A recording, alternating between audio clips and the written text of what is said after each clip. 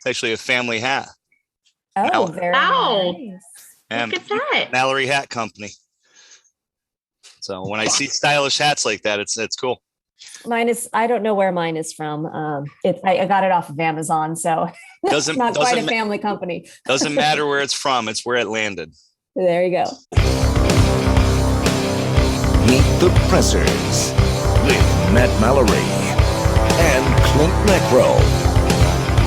Brought to you by Public Safety and Education and the Trigger Pressers Union.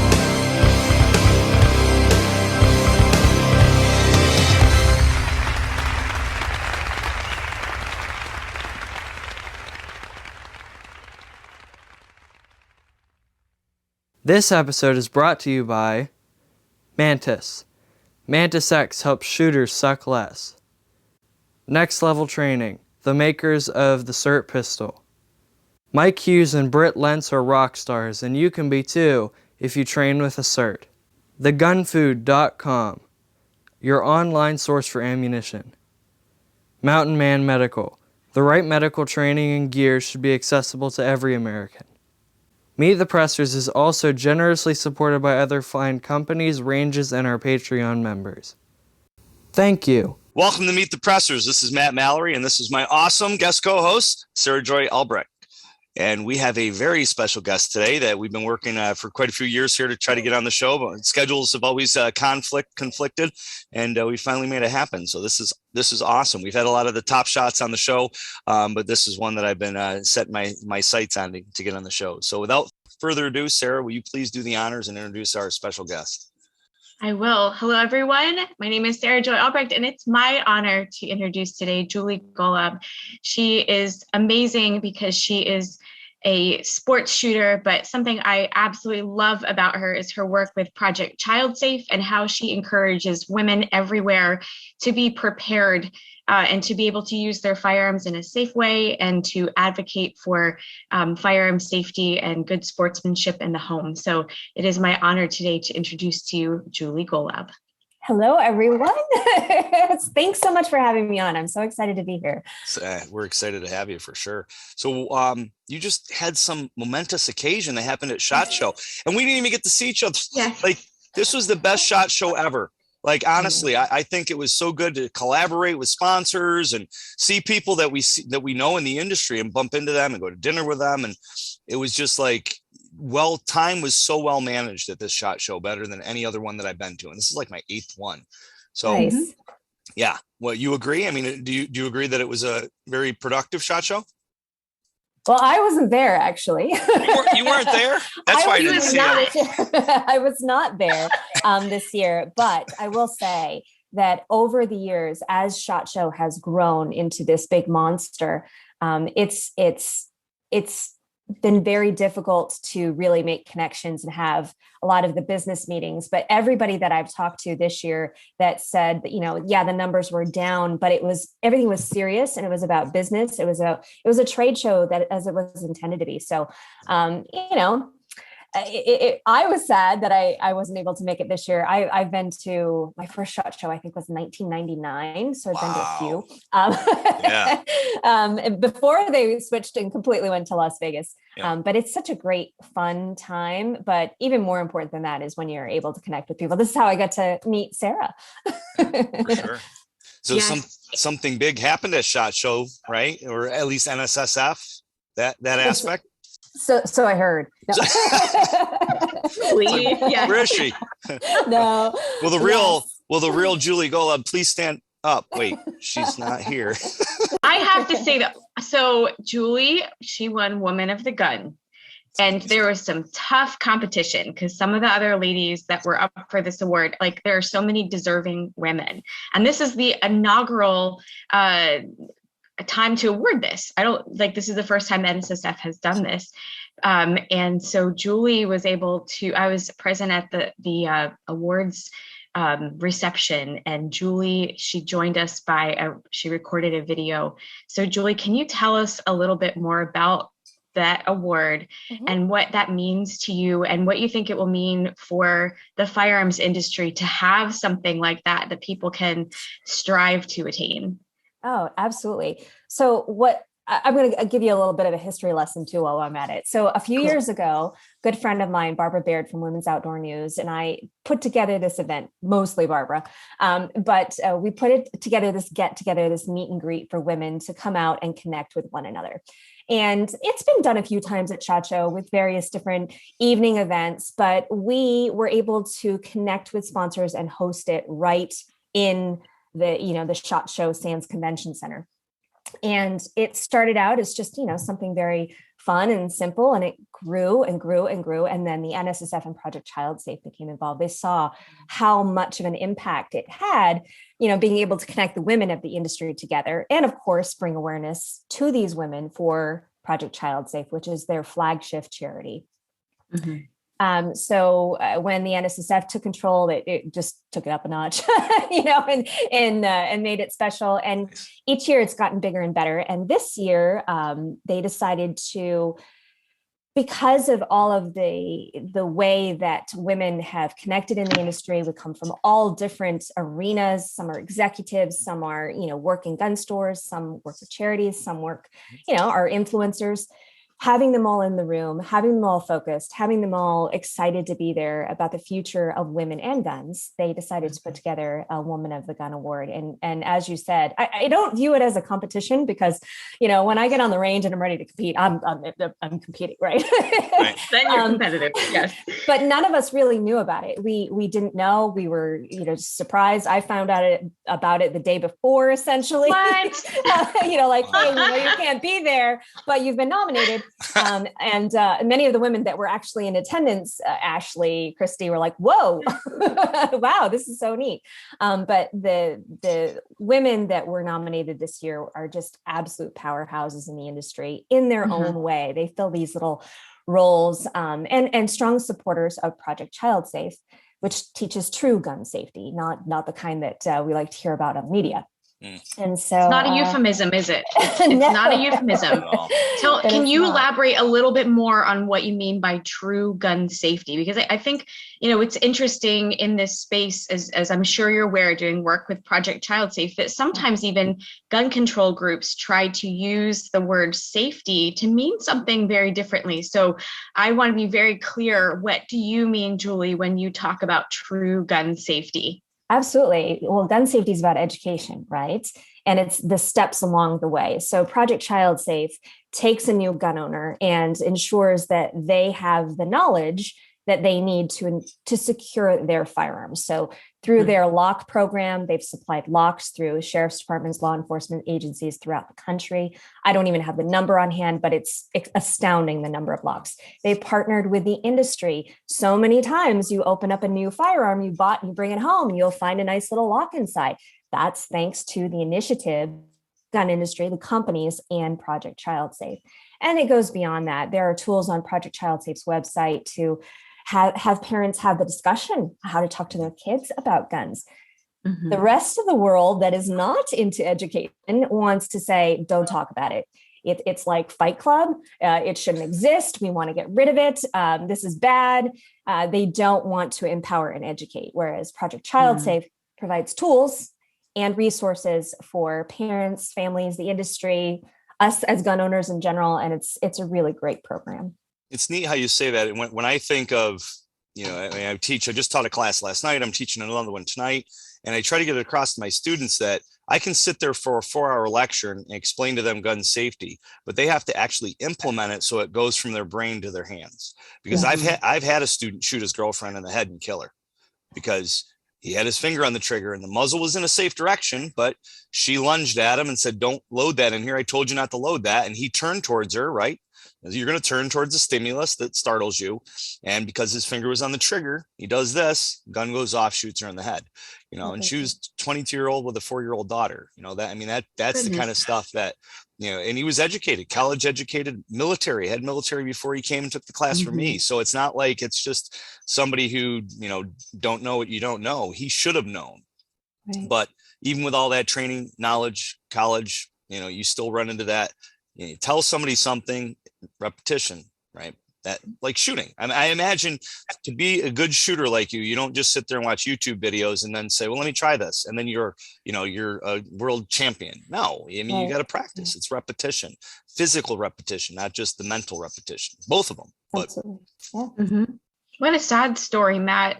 And it's really important that we always have respect for the fact that even though we use firearms for fun and for recreational purposes or for personal defense, that these things can happen. Right. And there are sad stories, but that is why we must have so much respect for a firearm and as a tool, and to make sure that we're using it properly. And also, like you pointed out, Julie, just having that hard conversation with our kids, which we do about so many other things in their lives that can be a danger, and having a healthy respect for danger, but also knowing, how to wield that when it is appropriate. Do you have any tips for parents in talking about firearms with their children? Absolutely. I mean, it's especially if you're not a gun owner, it can be a challenging conversation if you don't have a lot of information out there. Sure. That's where something like Project Child Safe comes in. It gives you videos and tools and resources. But if you are a gun owner, sometimes we take these things for granted. We have a lot of faith and trust in our parenting when we haven't really applied what we should in the educational component. So I don't assume that my 3-year-old, when she was that young, I'm going to educate her better, right? I don't want it to be a scary, horrible thing. But it comes down to education, and it comes down to the fact that we have to be able to have these discussions. And even if it's uncomfortable, it's what you need to do. For sure. Mm-hmm. For sure. So we got a question for you. Round in the chamber or no round in the chamber when you're carrying for self-defense? For me personally, round in the chamber. Yeah, of course. That's usually what the motive is. There's somebody on the internet saying no round in the chamber because it'll keep, when a kid picks up a gun and presses the trigger, the gun won't fire if there's no round in the chamber, and it's going to be harder for them to direct slide. I'm like, don't let the kid get your gun. Like, keep the gun locked away from the kid. That would be the better option. So anyway. That's a great question. I always carry with a round in the chamber as well. And it's a decision that it actually took me a little bit of time to make, because when I was a new gun owner and a new parent about the same time, I have 5 children, and they're all about 14 to 18 months apart. There are 2 that are 18 months apart, and there are no twins. And so for me, it was a whole thing of becoming a mom, living in kind of an inner city environment, wanting to be able to protect my family. But for a long time, I actually carried my firearm without even a magazine in the chamber. And now looking back, I'm actually proud of myself, because it took me a moment. I always grew up with rifles. It took me a moment to carry a pistol on my body. And my first pistol was a Shield. It was a Gen 1, a Smith & Wesson. And I love that firearm. I still carry it. But it took me a moment. And I always encourage women that you don't just have to jump in right away and, to make yourself uncomfortable and to expose yourself to this, to having a firearm. Instead, warm up to it, get some classes, and it might mean carrying it around for a couple of days just so you get used to the feel of it. Mm-hmm. And then when you feel comfortable, you can load it. And when you feel comfortable, you can put one in the chamber. And of course, we always want to advocate, that just to that particular question, never leave a loaded firearm sitting out where a child can get to it. If it's secure on your person, that is, you will minimize kids even touching it. And we've had that conversation when my kids were little, like, you may not touch this, and I can still give you a hug, but you have to be careful about this. So having honest conversations and best practices in the home can really make a difference to prevent an accidental shooting like that. For sure. Yeah, it's a process. And I think that's what a lot of people forget. I mean, when we teach, we want to have everybody understand that this is the ideal situation. But when you take someone, a new mom, for example, and she's learning how to shoot, she's even with the idea of owning her own firearm, this is going to be a lengthier process for her. And so if she decides to not carry and with a round in the chamber, that's where she is in this point. And it's our job to help educate her in a way that's going to make her comfortable. And most of all, in a way that she's going to be able to, keep herself and her family safe. So I always try to remember that people need to have a little bit of empathy, even on the gun side of things, because whatever somebody's comfortable with now is not going to be the same 2 years from now, 10 years from now, tomorrow. So yeah, the safety aspect of it with a traditional striker fire that doesn't have a safety other than the trigger, which isn't a true safety in the sense of stopping negligence from happening.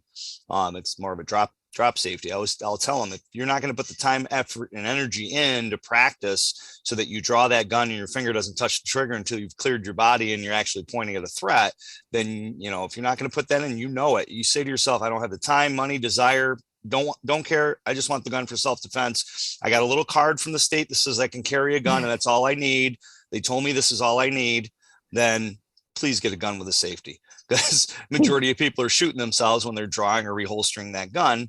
So that's that's kind of that staging process.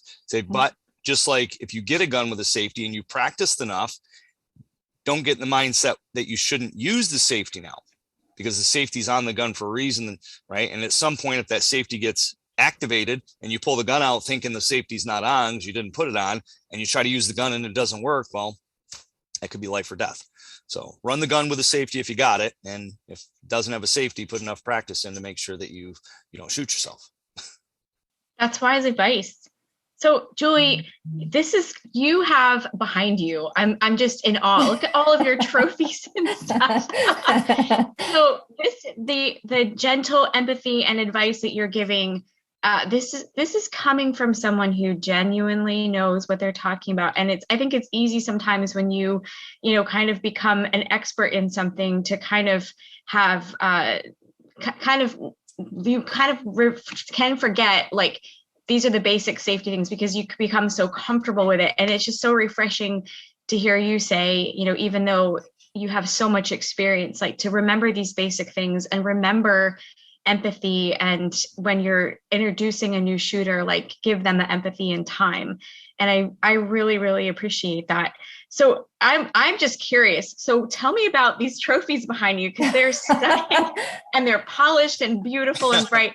So you've got there's crystal, 2 silver trophies over there, and wood. Yeah. Are you able to just tell us what they are? Sure. There's actually, oh my goodness. This is my humble brag room. This is the only space in the house where I put this stuff up, and I love it. Yeah, it's neat. It's a labor of love. I mean, I started shooting when I was 14. So wow. These are only national and world titles, and or a few that are special to me, like if I won an overall event, that sort of thing. But it's fun. It's neat. They're dust collectors and everything else, but they're my dust collectors. That's pretty awesome. Yeah, how she says they're only national or world titles. I know. Like all the other ones, I don't have room for those. Now, New York, right? You're originally from New York. What part of New York? Seneca Falls. Yeah, so that's like half an hour from me. I was actually in Auburn last night teaching at the Bass Pro. So oh my gosh, 15 minutes from Seneca Falls. Yeah, absolutely. My aunt lives in Seneca Falls still to this day. Wow, that's neat. Actually, Waterloo, right next door. But close enough. Yeah, except if you talk to Seneca Falls people and Waterloo people, then it's the water losers of the world. I say that in jest. That's what we called you in high school. I apologize. It's not my personal view. Oh, that's funny. Moving from New York to the big time, to nicer weather, I guess, right? Well, not right now. Yeah, right. not with that big storm, but yes, it is a little bit nicer. So who might be some of your mentors? You said you started when you were 14, going into the shooting industry. Who did you aspire to be like, or who did you take tips and experience from to be the professional shooter that you are, and just life in general even? Sure. Well, my start is a lot different than most people's, because, my dad was an avid competitive shooter and hunter. And so my introduction into shooting sports was based on his very significant passion for them. And so I started, going to the range with him when I was a little girl, which at the time was a very, very rare thing. We didn't see very many kids in the range, and certainly not young ladies. So I just, I just had this bond with my dad, and we decided to just share it together. And so when I got started, the beauty of, beginning and learning the process in the shooting sports that so many of these juniors have today is that foundation and safety is built in. You can't play unless you're safe. You're not welcome unless you understand how to be safe. And as a kid, it's even more important. I felt such pressure to make sure that I was safe and responsible, even more than my performance, whether I missed or hit. So that kind of built that foundation. And when I was a 16-year-old, I got and earned a slot to compete at the USPSA Nationals in Illinois when it was hosted there, and caught the attention of the Army Marksmanship Unit, and I was recruited to shoot for the Army. So that kind of started everything down this path. And eventually I got out and started working in the industry, and it's been a wild and fun, crazy, amazing ride. Very cool. And then in the industry, is there anybody that you've competed against or competed with on teams that you have like a cool moment? Like we asked Jerry Michlik when he was on, and he had told us about I think it was a team he competed against, and they were borrowing ammo from his team because they were out of ammo, but they were still competing against each other. So it was kind of a neat little story.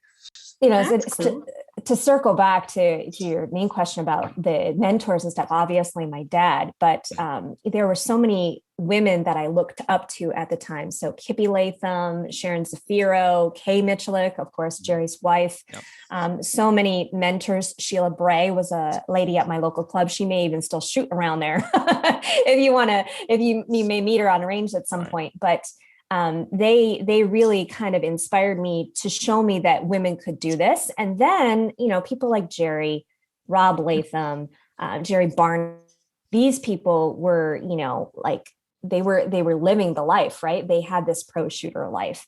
And so fast forward, being a kid in the Army, being able to shoot with these people, just watch them, was an amazing thing for me. And just the kindness that I've received in the industry from the people that, the Tiger Woods of the world that you're, look up to when you're a kid, that you get to actually shoot with and become friends with all these years. I mean, I still hang out with Rob at matches, and, Jerry and I give each other a hug whenever we see each other. And it's that camaraderie that's just so inspirational to see that, these legends, living legends, are there amongst all of us, just sharing their knowledge and just being a joy. So I think that's the biggest thing that motivates me to, when it comes to shooting sports, is the ability to share it with others and to see how others have shared it as well.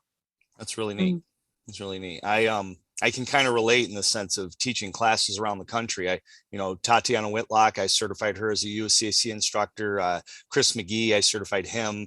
I've had classes that I'm teaching with UTM and Saber Pepper Spray, where I'm having people in the industry that I'm like, looking at them like phenomenal instructors, and then they're taking my class and giving me rave reviews, and I'm like, oh, it's kind of, kind of neat, humbling. So what you're talking about, just how people, you trained with different people and just the kindness that they had. First of all, I'm curious, what things are you working on now in your training? Whether it's like a daily routine or a competition maybe that you're training for, and how do you overcome obstacles in, things that you're trying to learn? What kinds of things motivate you when you're not getting the shot that you want? What are some ways to think outside of the box to make that happen? So it's funny, as we get older, we discover our limitations, or we realize them a whole lot more than we do when we're younger. Yes. So when I started competing for the Army, and then, throughout, I would say the mid 2015 timeframe, I was very focused. I shot a lot of different guns, a lot of different sports. Now in this phase in my life, I want to specialize. I don't want to do everything, all the things. I want to be very good at one thing. So I've taken the past couple of years to focus on a very specific sport, action pistol, or Bianchi Cup, if you haven't heard of that. And it's a very precision oriented action shooting sport. So I know exactly when I'm not doing what I need to because the score isn't right versus comparing myself against someone else in a speed, IDPA, USPSA kind of thing. So that's my focus. I guess one of the things for me particularly is I've always been very competitive and I've very self-critical. And that's, I'm not one to say, oh, that was so great, Julie, you're the best. I'm like, wait, how can I make that better? Or even better, how can I make that more consistent? And so if anything, I'm harder on myself. And I view shooting, for me, it's my job. Now, on the flip side, one of the things that I'm enjoying currently is, because we have so many millions of new gun owners, I think 5 million now last year. I love sharing products with them and resources with them that are going to help them have those moments where like, oh my gosh, it finally all came together. Those things are very rare for me on the range because I've worked, I must have 1 million rounds downrange at this point. So there's not like, oh, it finally happened, eureka, right? I'm not at that point. But if I can give somebody else a tool that is going to either a piece of equipment advice or just a mental way to think about things, that is really rewarding to me. So it's funny how we just go in phases in our life. And I look at the people like Kay and Kippy back in the day who were in this phase of their life now and go, oh my gosh, I was such a little punk. Like all I wanted to do was beat them. And I didn't understand any of it. So it's funny how that works. It sure is. It is funny how that works. And I just love the attitude that you have of, this is my job. I take it seriously. And you can, like you said, you can see your scores. But like you realize even as you get older, which is a good thing, that you have that wisdom to say, okay, it's not just about, can I beat this person, but what else are we bringing to this table and how can we bring new shooters alongside?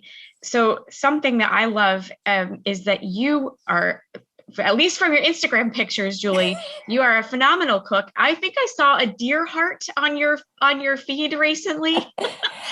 It was a beautiful one as well. So like, tell us a little bit about hunting and, eating wild game and bringing that to the table and how that ties in with shooting as well. Absolutely. I started shooting with my dad, but I also hunted with him as a kid in New York and, fell in love with the outdoors that way, between the range and the quiet of being in the field or in the woods, whatever the case may be. And I just, it is just something that stayed with me. And it wasn't until later on in my life when I had a lull in competing and I had my kids, met my husband, that we started doing it again. And for me, it's all about the process.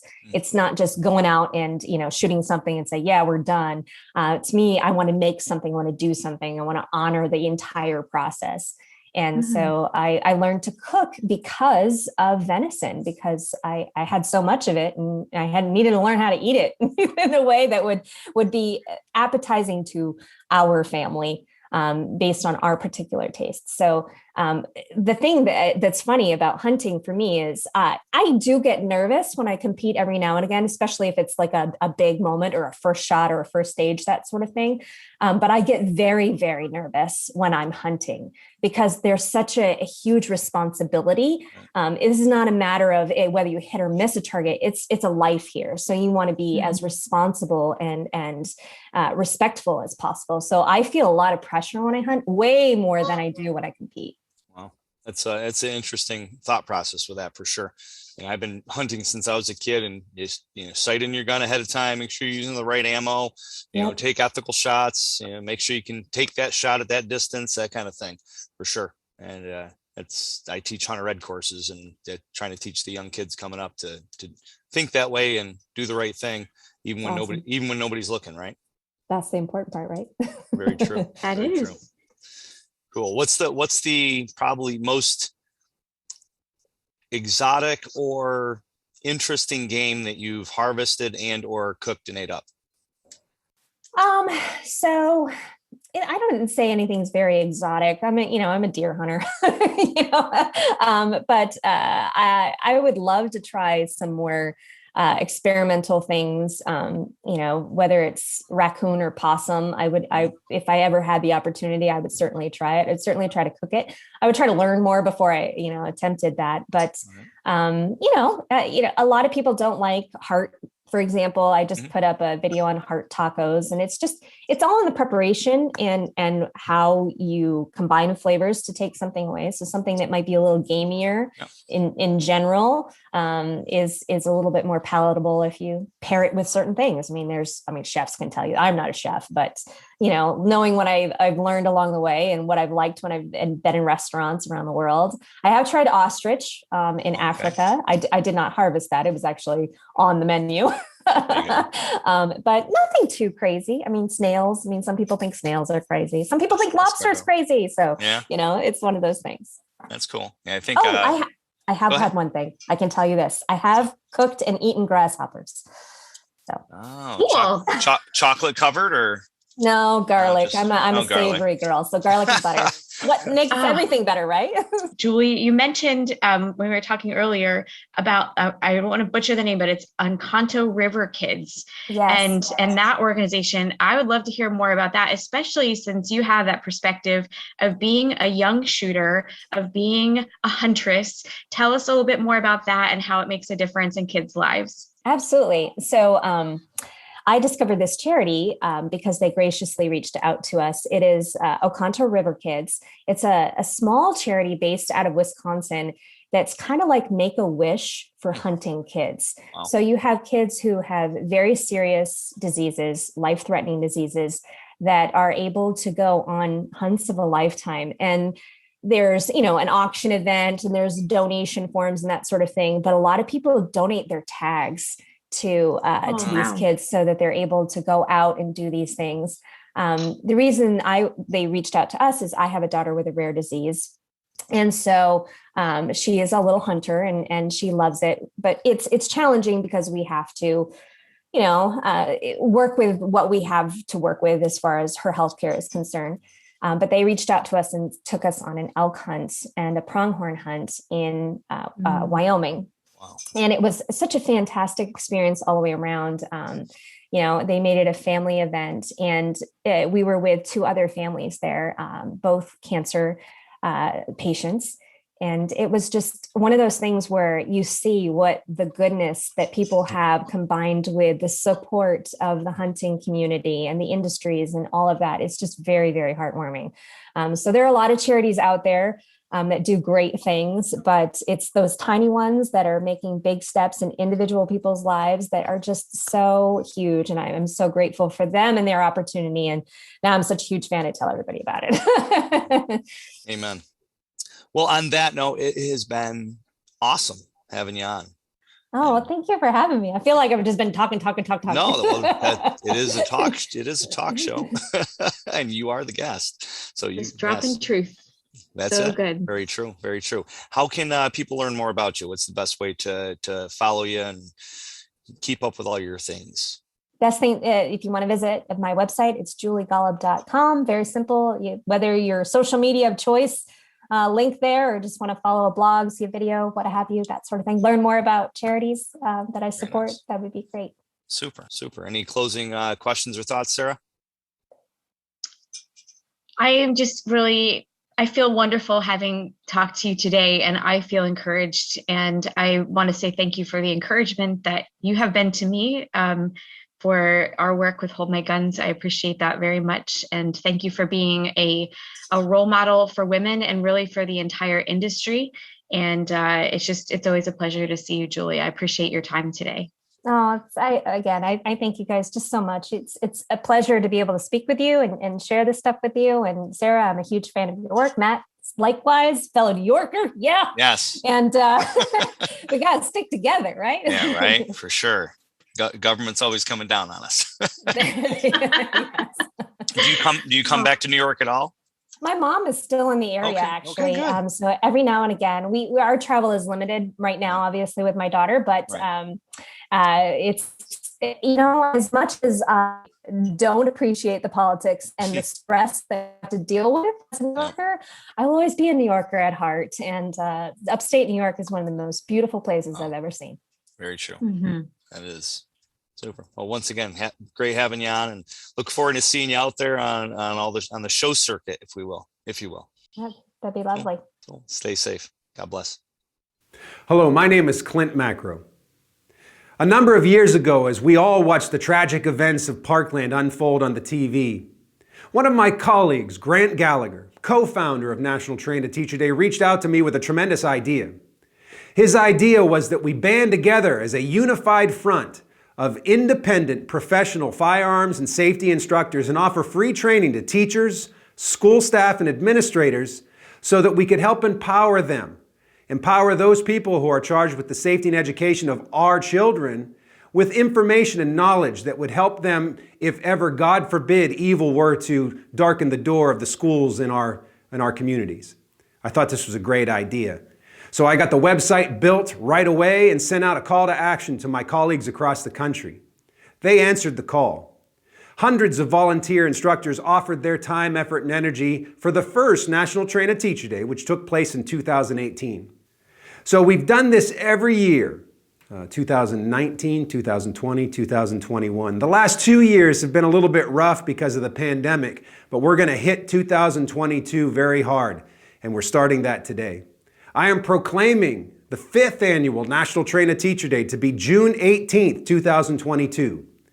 Hundreds of volunteer instructors across the country are offering free training to teachers, school staff, administrators, and those that work with youth in a leadership capacity. That could be clergy, could be Sunday school teachers, could be priests, preachers, rabbis, and reverends. If you fit that category and would like to obtain some free training, whether it be gun training, safety training, unarmed training, pepper spray, situational awareness training, medical training, visit nationaltrainatoteacherday.com, and there you can connect with one of the volunteer instructors. If you're an instructor and you'd like to volunteer your time, effort, and energy to this cause, you can also volunteer on that website using the Volunteer tab. I'm very proud to say that over the years we have picked up some sponsors and some partners, and this year the U.S. Concealed Carry Association, the USCCA, Sabre Pepper Spray, and Taser are all sponsoring the 5th Annual National Train to Teacher Day. And what that means is they're going to offer free training supplies to certified instructors that teach their respective curriculum on National Train to Teacher Day. We've also partnered up with DC Project, a Girl and a Gun Shooting League, and the Armed Women of America. These organizations are fantastic organizations that are empowering our fellow Americans, and they're also helping us spread the word so that we can reach more end users in this program. Visit nationaltrainatoteacherday.com and find an instructor in your area. If there's not an instructor in your area, contact me. My information is on that website, and I will do my level best to connect you with a professional instructor that can offer you training on June 18th, 2022. I look forward to working with you, and I thank you all for participating. I really have to thank my volunteer instructors. If it weren't for you, this program would be nothing, and I am humbled by the amount of support that I've seen across the country from my fellow firearms and safety instructors. Visit nationaltrainatoteacherday.com for more information. Until then, we'll see you next time. There's lots of sponsors that make this show possible, like Mountain Man Medical. Check them out and give them your business. This episode is brought to you by Mantis. Mantis X helps shooters suck less. Next Level Training, the makers of the CERT pistol. TheGunFood.com, your online source for ammunition. Mountain Man Medical, the right medical training and gear should be accessible to every American. Meet the Pressers is also generously supported by other fine companies, ranges, and our Patreon members. Thank you. Thanks for watching or listening to our show.